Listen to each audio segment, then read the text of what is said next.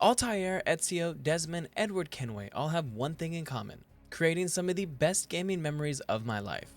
And I'm guessing yours as well if you click this video. With news of Mirage heading back to the true AC roots, I really wanted to highlight what made the OG series so good. So obviously we're going to start with the historical settings. From the Holy Lands, Italy, Syria, America, the Caribbean, France, and England. If Ubisoft did something right, it was creating fantastic replicas of these places for players to explore. Maybe not Assassin's Creed 1, because let's face it, it was super linear and it was very gray. Now there isn't enough time to go through all of them, but I'm going to start with Florence. It was just amazing, especially at the time coming from AC1. It was a huge upgrade. The Renaissance was on full display and the players could feel it. Everything from the lively cities bustling with people, vendors, and a ton of guards was something amazing to experience for the first time. Ubisoft did an incredible job recreating Italy's architecture. Ubisoft paid especially close attention to the Medici family influence. And while not a real place, the Villa Adatore is probably my favorite place in the game. So much happened here. The villa is just amazing to look at, and it just holds a special place in my heart. Next up was the amazing West Indies. When Ubisoft went full pirate sim on us, I was like, what are they doing? But Ubisoft created a gorgeous world full of bright colors, sailors, and pirates. Havana and Nassau are so memorable.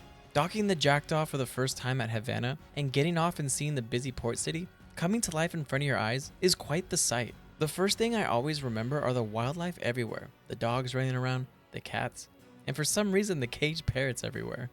Havana just felt like a city with pirate shenanigans going on secretly at every turn.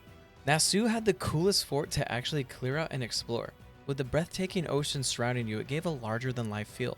Speaking of the ocean, being on the Jackdaw singing sea shanties with your crew will be a memory I'll never forget. Leave her, Johnny, leave her.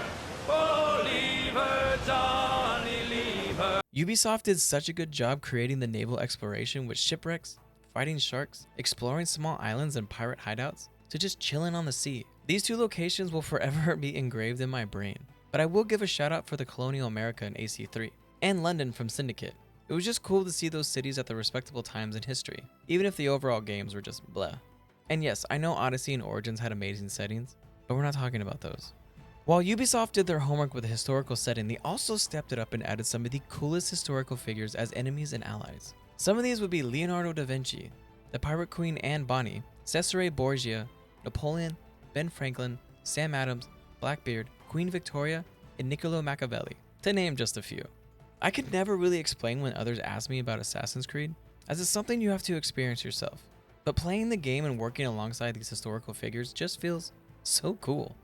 Meeting Da Vinci the first time and having him give you his invention to use, one of the coolest things you can do. You see them in history books and stuff, but to actually get to see them in action is something else entirely. Running around with Sam Adams and Paul Revere throwing tea into the harbor, committing one of the biggest protests in history as the Boston Tea Party, is iconic. Making sure these historical figures stood out in the game just added an extra layer to the feel and historical presence that the Assassin's Creed games became known for.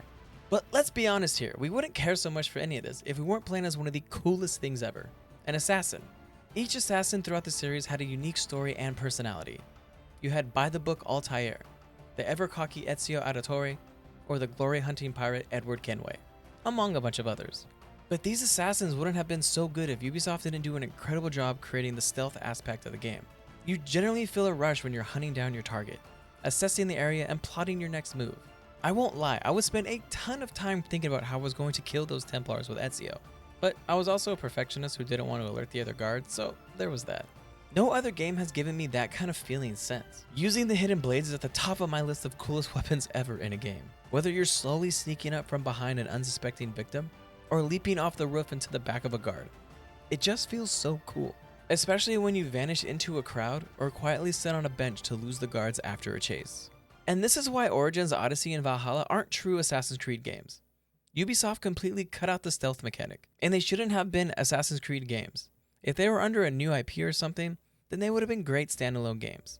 But they're not, and that's going to end my rant. Besides having awesome stealth skills and weapons, the parkour was really well done as well.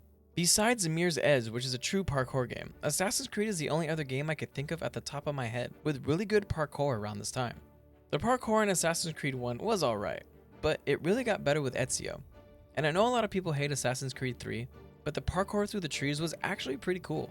There's just something about climbing really tall buildings or swiftly moving from rooftop to rooftop being chased by guards that really puts a smile on my face. Mixing the stealth gameplay with quick parkour movements created a really nice polarized experience. Assassin's Creed is the definitive assassin sim.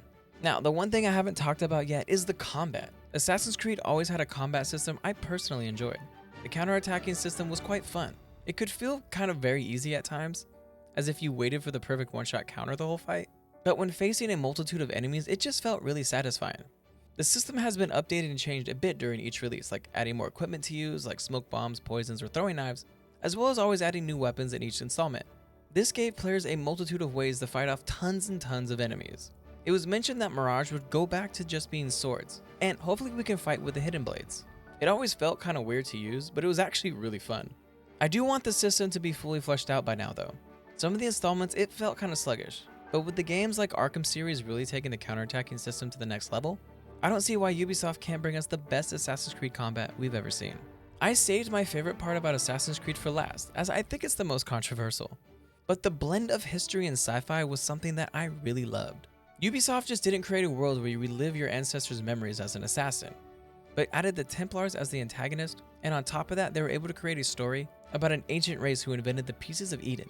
It was captivating for me as I love history and sci-fi a ton. I know this part of the game wasn't everyone's cup of tea, as through the games Ubisoft themselves seemed to be over it or just didn't know how to keep the story going after Desmond.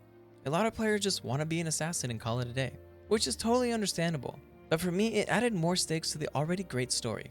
Ubisoft achieved something special with the original games, with their awesome storytelling, and I hope this can continue with Mirage. Assassin's Creed is one of the best game franchises to ever be created. They are the best games to live out your dreams of being an assassin. Everything from the characters, the setting, the music, the combat, and the general coolness of the games. Assassin's Creed holds a special place in many gamers' hearts, and this is why it's loved by so many. Check out this video here for another game that gamers loved.